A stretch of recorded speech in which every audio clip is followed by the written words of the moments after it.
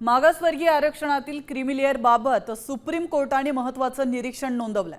जर आई वडील दोघेही IAS अधिकारी असतील आणि त्यांची आर्थिक स्थिती चांगली असेल तर त्यांच्या मुलांना आरक्षणाचा लाभ का मिळावा असा सवाल न्यायालयाने उपस्थित केला।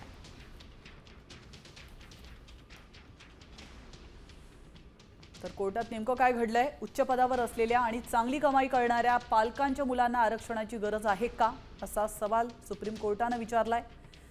शिक्षण आणि आर्थिक सक्तीमुळे सामाजिक दर्जा सुधारतो।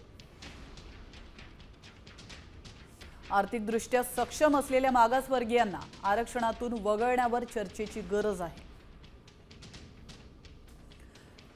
EWS आणि क्रीमी लेअरच्या निकषांमध्ये फरक हवा। सोबतच EWS केवळ आर्थिक मागासांसाठी आहे। क्रीमी लेअरमध्ये सामाजिक आणि आर्थिक दोन्ही बाजूंचा विचार हवा असं हे निरीक्षण सुप्रीम कोर्टाने नोंदवलंय।